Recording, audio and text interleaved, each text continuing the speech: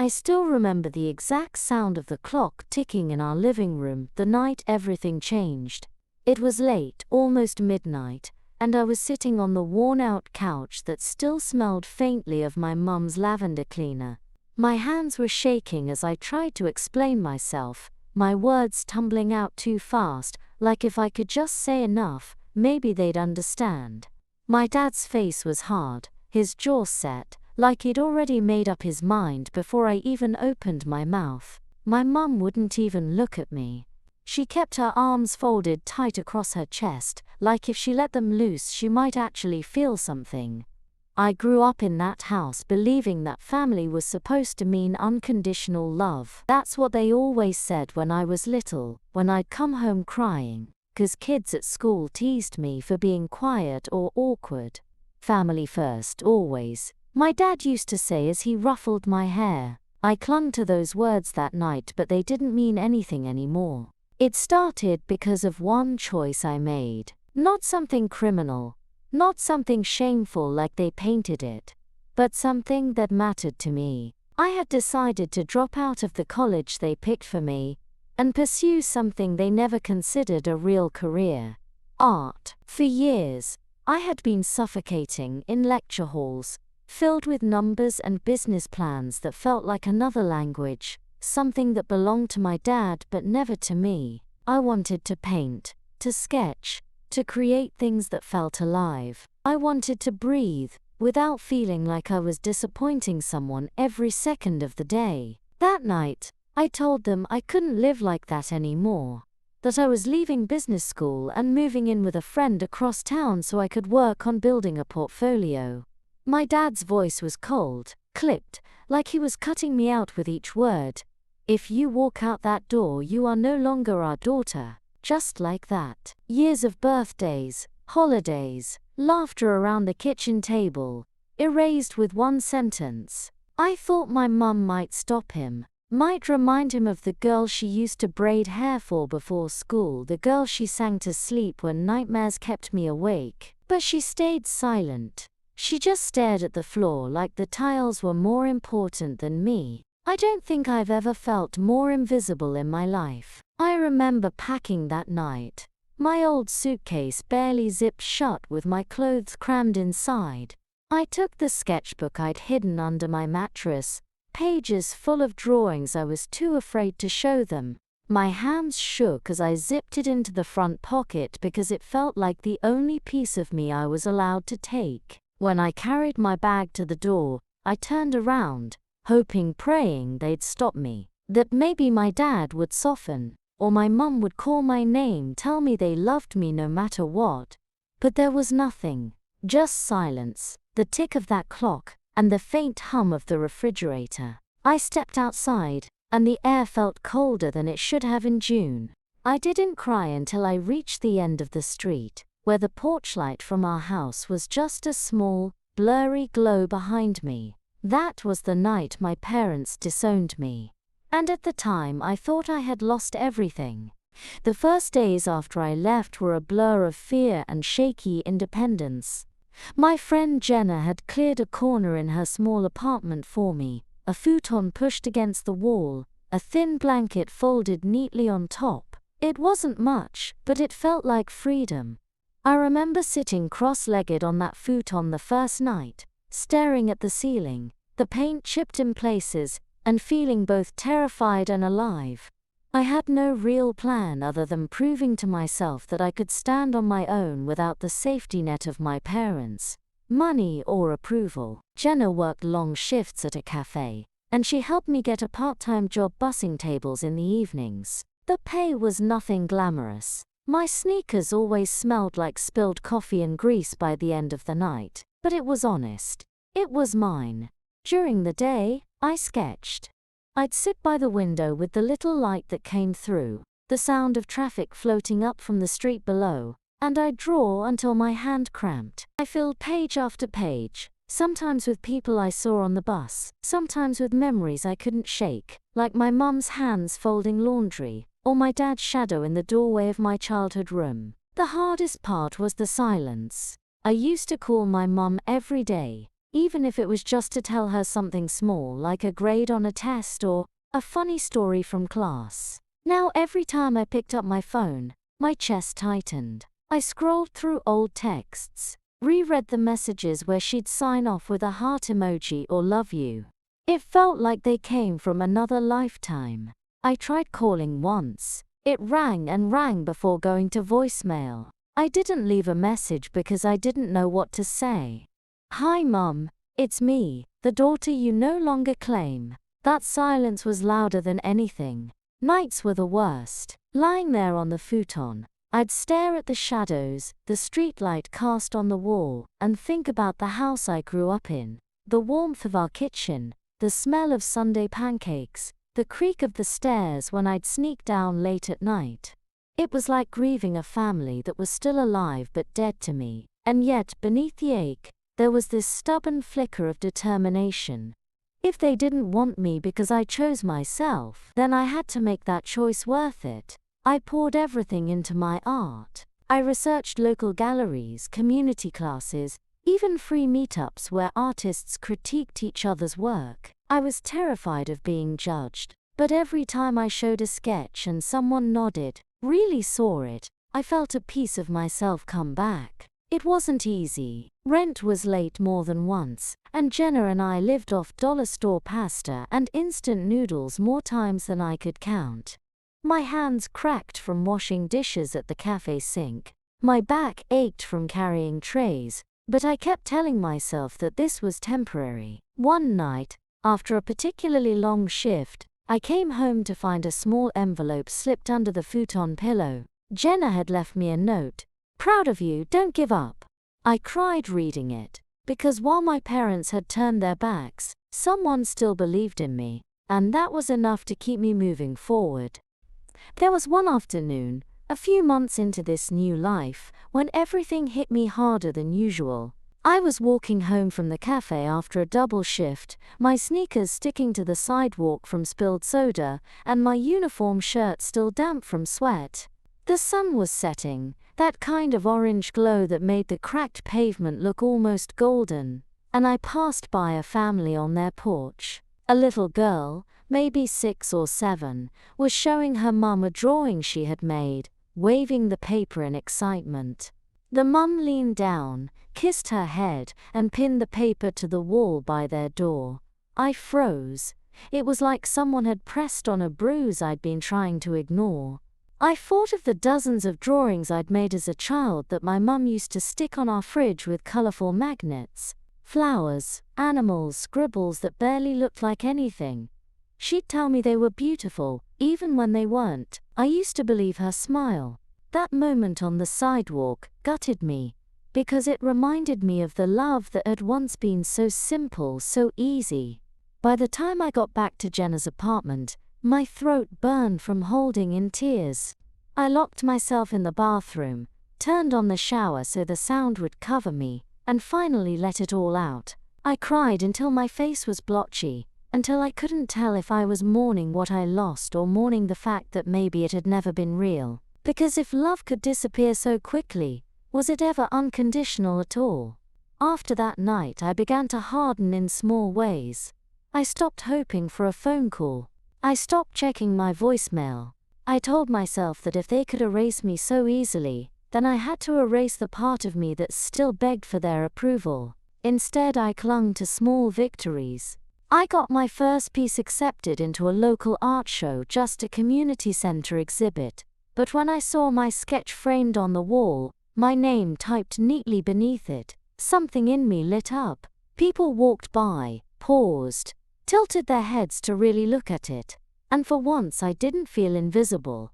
I called Jenna afterward, my voice shaking with excitement, and she screamed so loud I had to hold the phone away from my ear. She was there at the opening, snapping photos of me standing awkwardly by my drawing, insisting I smile even though I felt ridiculous. That night we celebrated with cheap wine and microwave popcorn, but it felt like champagne and caviar to me. Still, even in the middle of that happiness, there were shadows. I caught myself wishing my parents could see it. That they might walk through those gallery doors and finally realize I wasn't a failure. That I wasn't lost. But they didn't. And every empty space in the crowd felt like another reminder of the people who chose not to show up for me. I tried to bury that ache by working harder. I applied to more exhibits, offered to do portrait sketches for anyone who would let me, even painted murals on cafe walls just for the chance to leave a mark somewhere. Each stroke of the brush was like reclaiming a piece of myself. And yet, at night, when the apartment was quiet and Jenna had gone to bed, I'd lie awake staring at the ceiling and wonder if I was just painting over a wound that would never heal. Winter came faster than I expected that year, and the cold seemed sharper without the comfort of my parents' house. Jenna's apartment had thin windows that let the drafts sneak in, so I wore 2 pairs of socks to bed and layered sweaters during the day. Money was tighter than ever. The cafe cut my hours, and I picked up odd jobs just to keep myself afloat. Walking dogs, babysitting, even helping an elderly neighbor carry groceries up 3 flights of stairs for a few extra dollars. I tried to stay grateful, but some nights I felt like I was falling into a hole I couldn't climb out of. One night, when the radiator broke, Jenna and I huddled under blankets and laughed about how we could see our own breath in the air. She joked that at least it gave us artistic suffering cred. But when she fell asleep, I stared at the cracked ceiling and thought about how easy life had once been, when bills just appeared paid and I never worried about where my next meal would come from. I hated myself for missing that comfort because it meant missing them. And I told myself I wasn't allowed to do that anymore. Around Christmas, I passed by a store window filled with twinkling lights and families carrying bags of gifts. I remembered how my mum used to hum carols while baking cookies, the smell of cinnamon filling every corner of the house. I wanted to disappear right there on the sidewalk. That was the first Christmas I spent without them. Jenna gave me a scarf she knitted herself, the yarn uneven but warm, and I cried into it because it was the kindest gift I'd received in years. I spent the day sketching by the window, drawing the outline of my parents' faces from memory, shading them softly like I was trying to hold on. Later I tore the page out and burned it in a small dish, watching the ashes curl. It felt like letting go but also like losing them all over again. That winter tested me in ways I didn't think I could survive, but it also forced me to find strength in small things. The smile of a stranger at the cafe, the weight of a pencil in my hand, the warmth of Jenna's laughter filling the apartment. And slowly, I started to realize that even though my parents had chosen to abandon me, I still had the power to build a life they couldn't take away. By spring, something inside me began to shift. The bitterness that had weighed me down all winter started to feel less like a chain and more like fuel. I signed up for a small art fair downtown, the kind where local artists set up booths and hoped someone might stop long enough to care. I remember hauling my portfolio across the city, my hands sweaty on the strap, wondering if anyone would even look. My booth was just a folding table with prints spread across it, sketches clipped to a board, but to me it felt like the bravest thing I'd ever done. At first people just passed by, glancing without stopping, and I felt that familiar sting of invisibility. But then a woman paused. She studied one of my portraits, the one I had drawn of a young girl sitting on a swing. She asked me who it was, and I told her it was inspired by a memory of myself as a child, back when I felt free. She nodded, and I swear her eyes softened in a way that made me feel truly seen. She bought it. It was only $20, but when the bills touched my hand, I felt like I'd just sold a piece of my soul and someone valued it. That one sale gave me courage. By the end of the day I had sold 3 more sketches and handed out flyers with my name scrawled in the corner. It wasn't a fortune, but it was proof that I could make something real. That night, Jenna and I ordered pizza. Actual pizza, not instant noodles. and I kept staring at the bills on the table, afraid they might vanish. I thought about my parents again, about how they believed I was throwing my life away. But for the first time, I didn't feel like a failure. I felt like someone standing at the start of her own road. Still, every win carried a shadow. On the bus ride home from the fair, I watched families sitting together, kids holding their parents' hands, and it stung in a way I couldn't explain. Success didn't erase the ache. It just sat beside it. But it also made me more determined. If my parents couldn't be proud of me, I would learn to be proud of myself. And maybe one day, when they realized what they had lost, it would be too late for them to undo the choice they made. That night I walked out. A few weeks later, I received an email that nearly made me drop my phone. One of the women who had stopped by my booth at the fair turned out to be part of a local gallery collective. She invited me to submit my work for their summer showcase. At first, I thought it was a mistake. I reread the email so many times, my eyes blurred. Me? A gallery?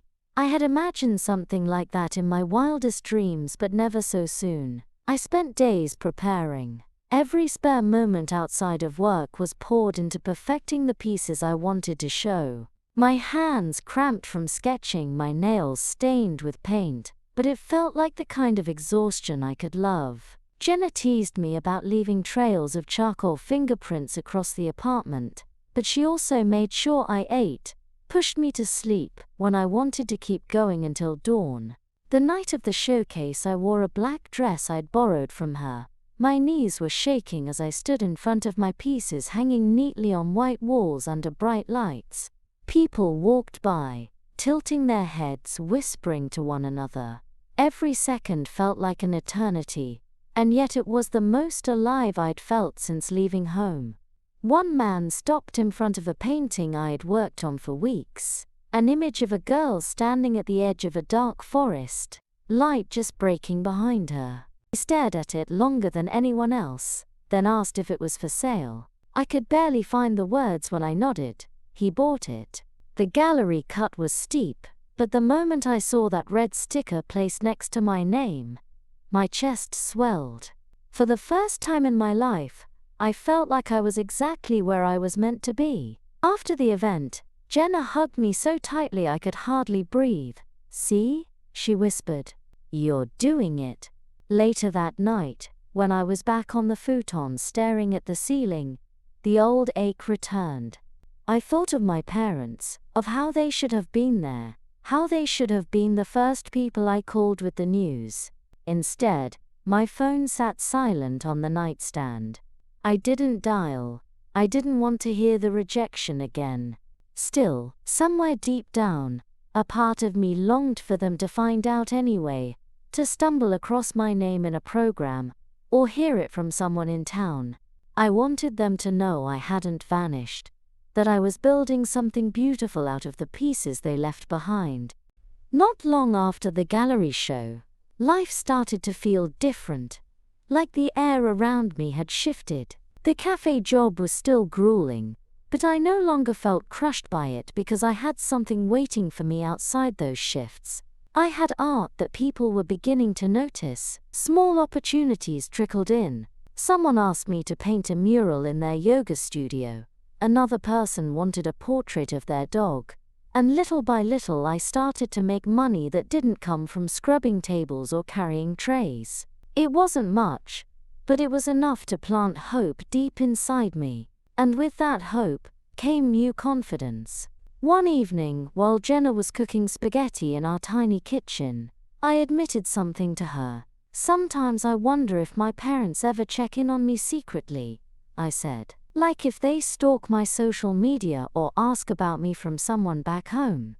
Jenna twirled pasta around her fork, looked at me with a half smile, and said, "If they don't, that's their loss. But trust me, people always peek. They're probably watching more than you think." Her words stayed with me. I began to notice small things, like a distant cousin liking one of my posts after years of silence, or a neighbor from my hometown commenting on my art. It made me wonder if word was slowly traveling back, A part of me wanted that, wanted the whispers to reach my parents so they'd realize I wasn't broken. But the other part still burned with anger that I even cared what they thought. One night, after a long day, I found myself sketching their faces again, without even realizing it. My dad's stern brow, my mum's sad eyes. I stared at the page until the lines blurred with tears. I wanted to rip it up, but instead I kept it.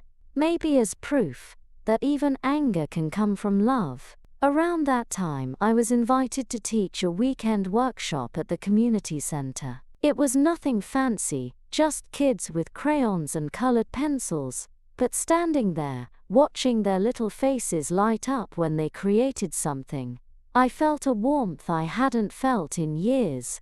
A boy with messy hair tugged on my sleeve and said, "Miss, I'm gonna be an artist like you." The words hit me so hard I had to bite my lip to keep from crying. That night, lying on my futon, I realized something. I had been searching for validation from the wrong people. My parents chose to disown me, but that didn't erase my worth. And maybe one day they'd regret it, but even if they never did, I was learning how to love the version of myself they couldn't accept.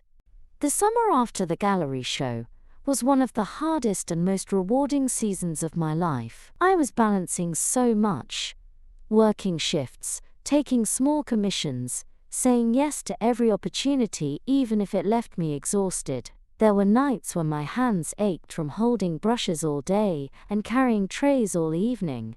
But I pushed through because for once it felt like the struggle had purpose. Still, beneath the pride, there were moments of sharp loneliness. I remember one Saturday afternoon when the community center kids surprised me with a card they made. It was covered in messy crayon drawings and signed in crooked letters. "Thank you, miss."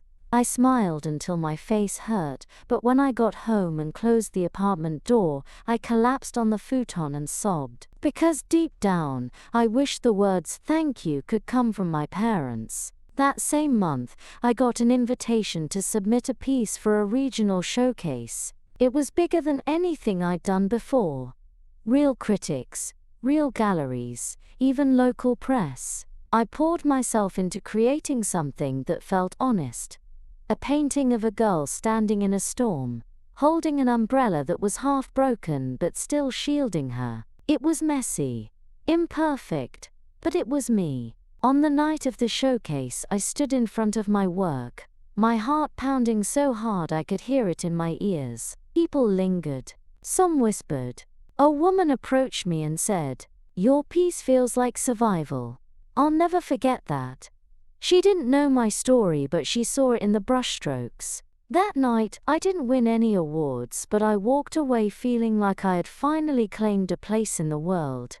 The next morning, scrolling through my phone, I noticed a notification that made my stomach flip. My mum's sister, my aunt, had liked a photo of the painting I'd posted. She hadn't spoken to me since my parents cut me off. I stared at her name on the screen, wondering if it meant anything.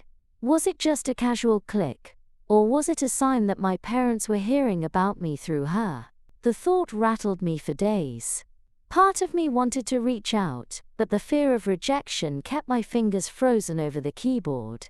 Instead, I channeled the confusion into more work, painting late into the night, losing myself in colors and shadows. Yet no matter how much I created, the same thought kept circling in my mind.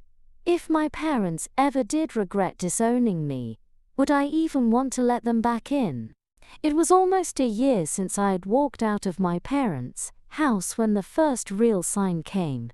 I was at the cafe, wiping down tables during a lull, when my phone buzzed with a number I didn't recognize. Normally I ignored unknown calls, but something made me pick up. The voice on the other end was shaky.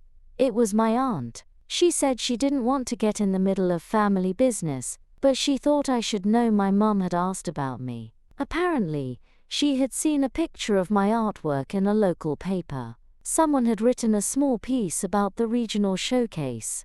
My aunt said my mum didn't say much, just that she hoped I was well. I couldn't even process the words. For so long, I had convinced myself that they'd erased me completely.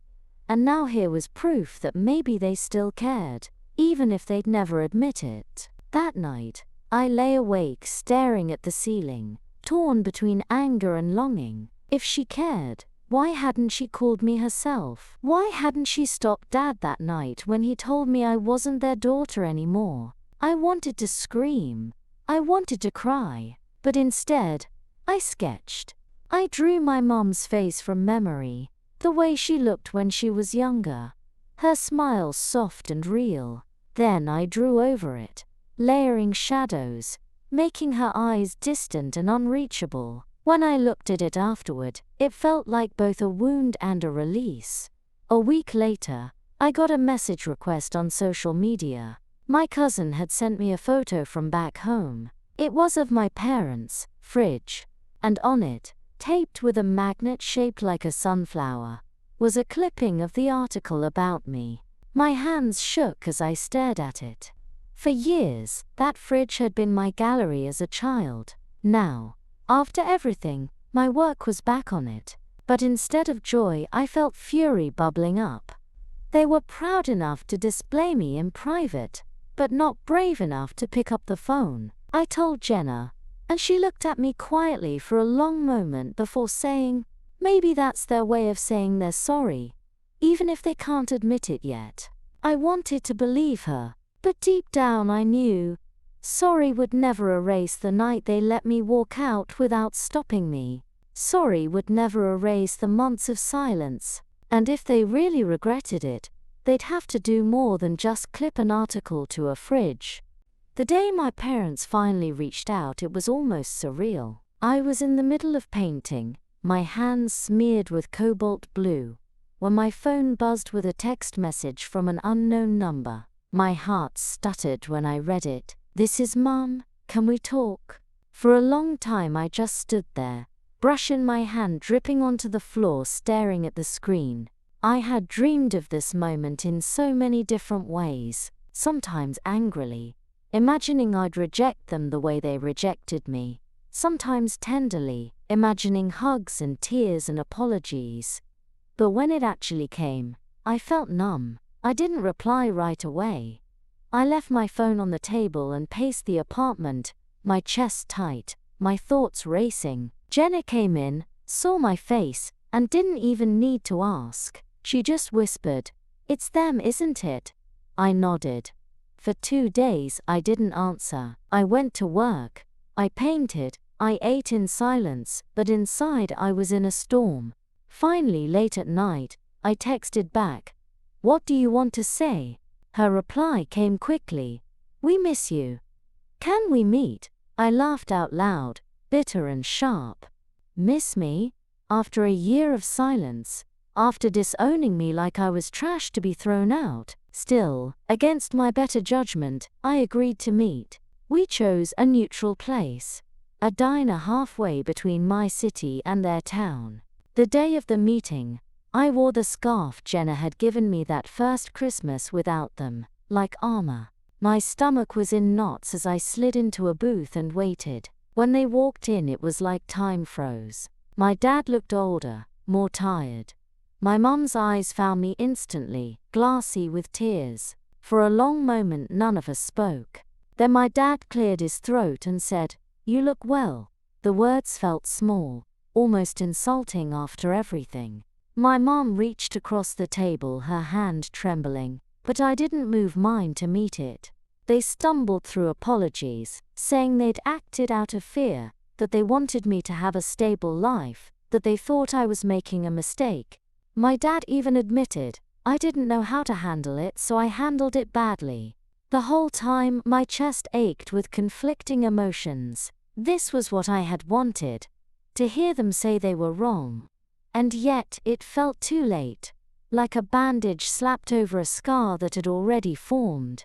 When the check came, I stood up, feeling shaky but strong. I told them I would think about what this meant, and then I walked out of the diner into the cool night air, knowing one thing for sure, regret had finally caught up to them. But I wasn't sure if forgiveness ever would. After that diner meeting, I didn't rush to see them again. For weeks, their faces haunted me in flashes. The way my mum's hand shook when she reached for me. The way my dad's eyes seemed smaller, softer, like regret had worn him down. They sent a few more messages, nothing dramatic, just little attempts at conversation. Hope you're doing well. We saw your name in the paper again. Once my mum even wrote, I'm proud of you. I stared at those words for a long time, not knowing whether to laugh or cry. Proud?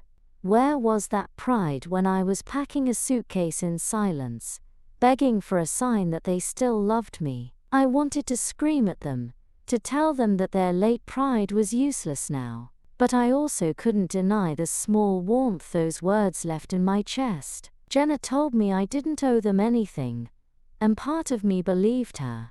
But another part, the daughter in me who still remembered bedtime stories and birthday cakes, longed to believe they had changed. I decided to test them. I invited them to one of my new showcases, a bigger one in the city, where more of my work was featured than ever before. The night of the opening, I couldn't focus. My hands trembled as I arranged my pieces, pretending to check lighting, pretending I wasn't scanning the crowd for familiar faces. And then I saw them. My mom in a simple blue dress, my dad in a worn suit standing awkwardly near the back, clutching the program. My heart stopped. They didn't approach me at first, just walked slowly from piece to piece, pausing at each one like they were trying to memorize it. When they reached the painting of the girl holding the broken umbrella, the one that had been my survival, I saw my mom press her fingers to her lips. My dad put his hand on her shoulder. They didn't have to say a word. I saw it. Regret, recognition, and maybe, finally, respect. At the end of the night, they came over. My dad's voice was rough when he said, "We're sorry we couldn't see this before." My mum just whispered, "You're everything we should have believed you could be." I didn't cry. I didn't throw my arms around them. Instead, I stood there calm and steady and said, "It took losing me to realize that." Their faces fell, but I didn't soften. Because it was true. For once, the power wasn't in their hands, it was in mine. After that night at the gallery, things were never the same between us, and honestly, I didn't want them to be. They tried in small ways to rebuild what was lost, sending texts, asking to meet for coffee, even offering help with my rent when they found out I was still struggling sometimes. But I didn't accept their money. That part of me had died the night they told me I was no longer their daughter. If we were going to start over, it had to be on new terms, not on the old strings they once used to control me. There were moments when it almost felt normal again. I went back to their house once, not for long, just to drop off something my mum had asked for. Walking through the door was like stepping into a museum of my childhood. The same clock ticked in the living room. The same smell of lavender cleaner lingered in the air. My mum hovered near me, nervous, like she was afraid I'd disappear again. My dad stood by the doorway, quieter than I'd ever known him to be. He didn't lecture me about stability, didn't question my choices. He just asked if I was happy. I told him I was. And for the first time I think he believed me. But here's the truth, I never told them. Forgiveness doesn't erase what happened. I will never forget standing at that door with a suitcase, waiting for them to stop me, and hearing only silence. I will never forget the months of loneliness, the nights crying into a pillow in a cold apartment. They may regret what they did, but regret doesn't rewrite history. And I've stopped needing it to. Because somewhere along the way I realized this story isn't about them. It's about me. The girl they disowned became the woman who built herself from the ground up. The daughter they cast aside became the artist people now come to see. The teacher children thank with crayon cards. The friend Jenna believed in when no one else did. Maybe my parents will carry their regret forever. Maybe they'll keep clipping out articles and pretending they didn't almost lose me entirely. But I carry something stronger.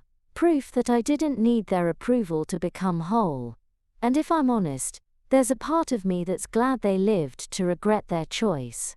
Not because I want revenge, but because it means they finally saw me for who I really am, and who I am is enough.